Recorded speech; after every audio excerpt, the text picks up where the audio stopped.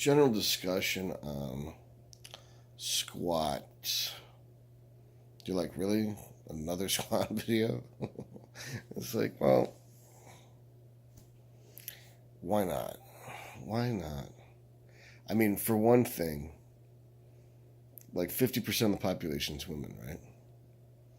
So the one muscle that almost can't be too big are glutes. So if a woman only did one exercise, it'd be low squats. I mean, obviously, squatting halfway down is retarded because then that's just going to build the quads.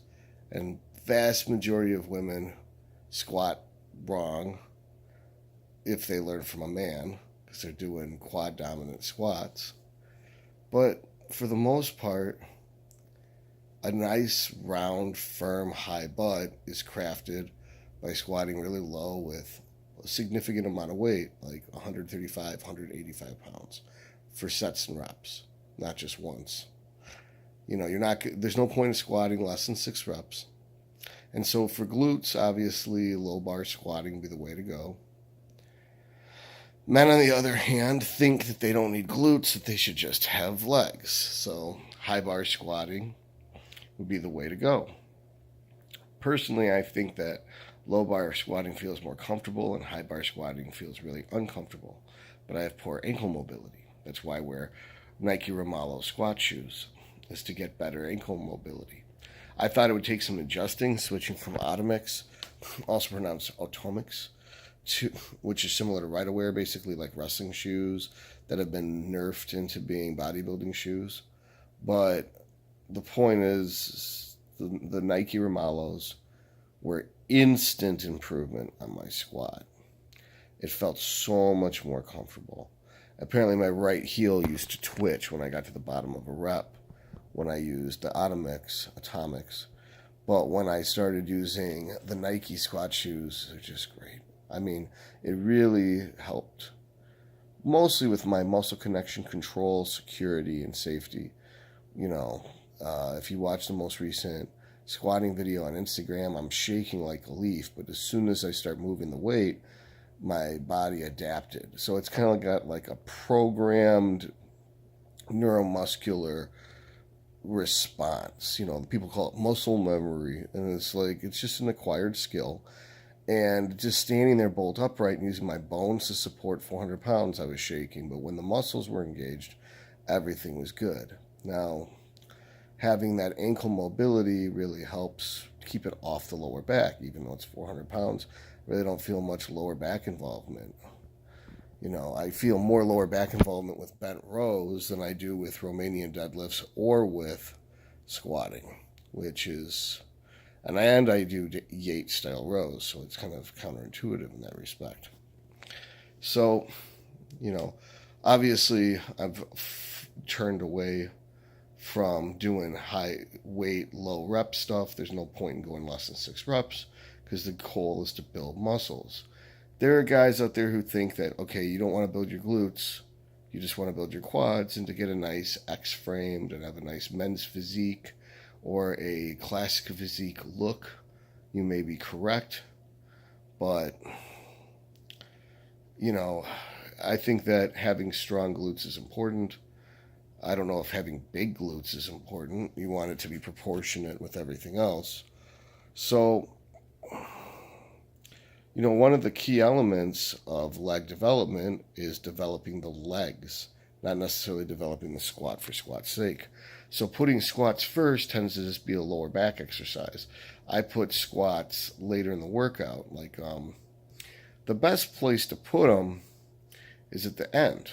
But the thing that I used to do, if I'm doing leg press first, it got to the point where it was stupid heavy leg pressing and it wasn't necessarily conducive anymore.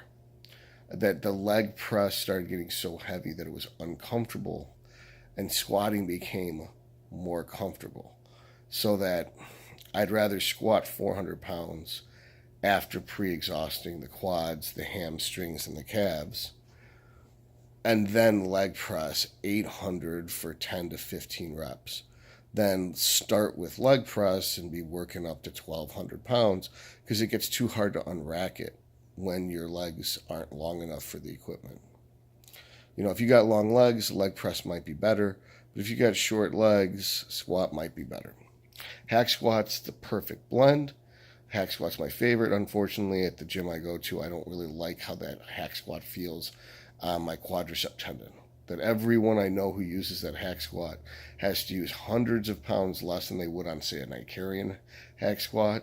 They use the assault hack squat at our gym, but they also, everyone feels a shearing pain in both knees right above the patella, so where the quadricep tendon inserts into the patella.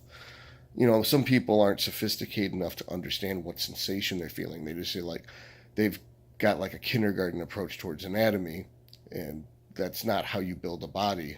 You'd have to understand how a body's put together to make it better, right?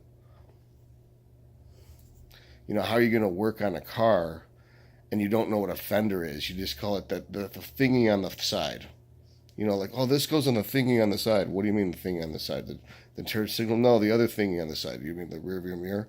No, the other thingy on the side. Like the wheel? No, that thing that, there's a hole cut into it and you can see the wheel through it. The fender.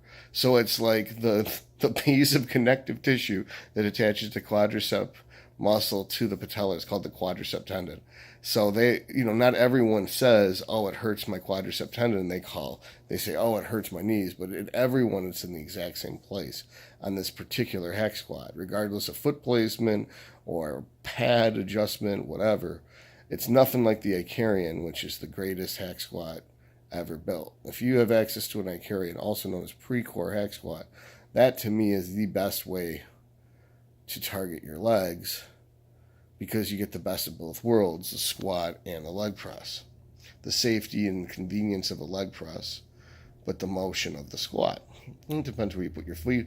You can put your feet at a plethora of different locations to target outer hamstring, outer quad, inner quad, hamstring, glute, whatever. And the biggest problem I see with hack squats is people don't go all the way and touch the bottom. They go about halfway down.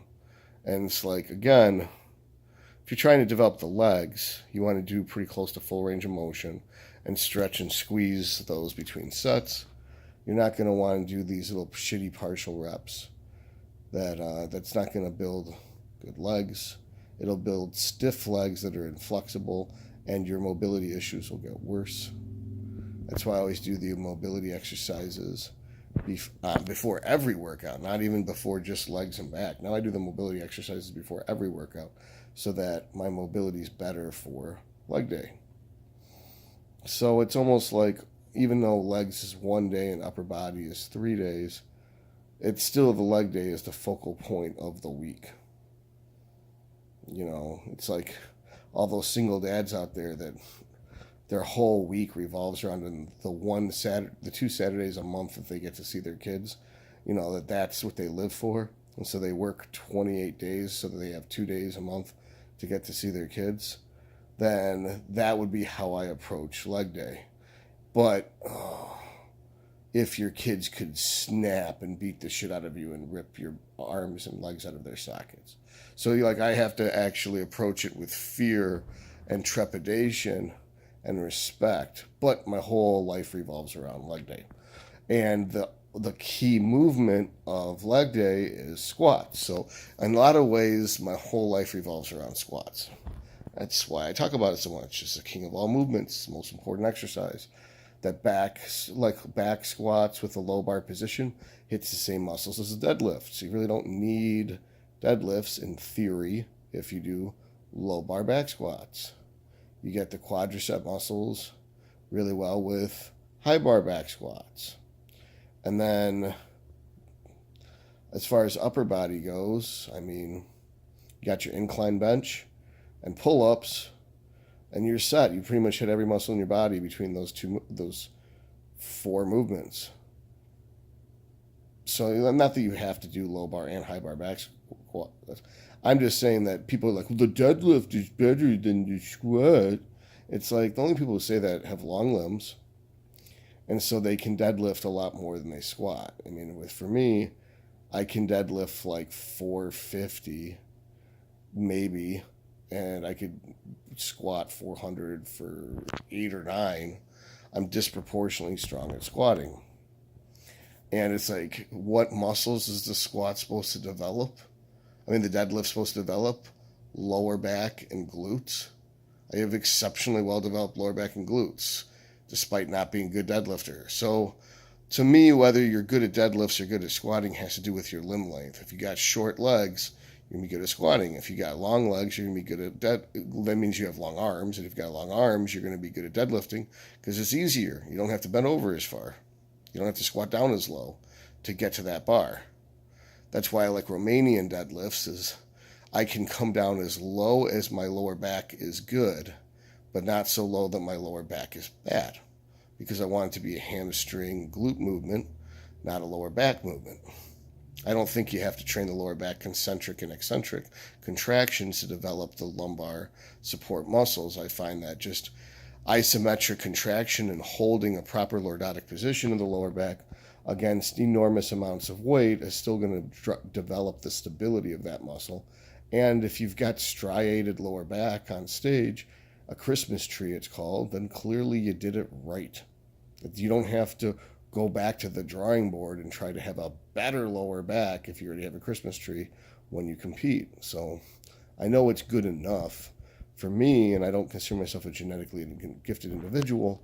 So, between Romanian deadlifts, which isn't necessarily better than squatting, but if you really felt that a low bar back squat was insufficient to replace the deadlift, then Romanian deadlifts on a back day or a shoulder day after shrugs, or both, would be a fine addition to your routine.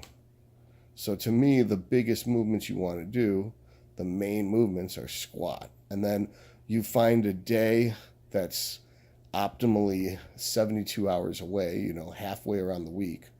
So if you look at a week like a clock with 7 positions, and the 12 o'clock position is squat day, then the 6 o'clock position would be your Romanian deadlift day. And then you would do incline bench maybe at 3 o'clock, and military or behind the neck press if you're super talented. Not for everyone. At the 9 o'clock position, I used to call that the deadlift clock, but really I should, because you're going to tax your lower back 72 hours apart and tax your shoulders 72 hours apart, because those are the two fragile parts of your body, is your lower back and your shoulders. That's what needs the most amount of recovery time. So to get maximal results, those are your 4 big stress movements. And of course, to get lats, you got to do pull-ups. You could do bent rows too, but that might be too strenuous on this extra simple explanation. If we're to minimize all lifts down to the most quintessential lifts, squats number 1 for the whole body. Then I would say number 2 would be pull-ups. Then number 3 would be incline bench. And then number 4 would be Romanian deadlifts. So if you only could do 4 exercises, those are the 4 exercises every man should do, and probably every woman. For some reason with the pressing, women can't do upper body pressing well. It's just never really, maybe it's because they don't care, or maybe, I don't know why it is, but they're almost physically as strong for squatting body weight pound for pound with a man. They're almost as strong deadlifting pound for pound with a man. They're almost as strong for bent rows with a man. But for some reason with bench press, it's a total shit show. And I never understood why that was. Although Jen Thompson has the best ratio. When you take her press divided by her body weight, she's the world's best bencher. So that makes me think it's not genetic, it's not musculoskeletal, it's not. She's a 40-something-year-old elementary school teacher who's a better bencher when you use the Russian formula than just about anyone else on the planet. So it makes me think that girls just don't care about benching, but they care about deadlifting and they care about squatting. Anyway, so that's the video. It was long, it's probably useless, but someone will find some value out of it. And make sure to pick up my buddy Andreas's clothes as Athletics.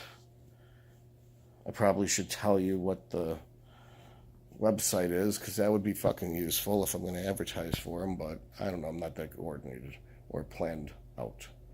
Oh yeah, enjoy Game of Thrones. We got how many days left? Like 6 days? Oh man.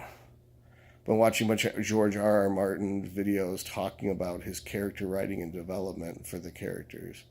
And it's interesting. He's kind of got this style where he just writes and the characters just develop themselves. So they're all different facets of his personality. So he's dark and brilliant. And of course, Tyrion's his favorite character, which he's my favorite character. And probably almost everyone's favorite character. It's just a likable guy.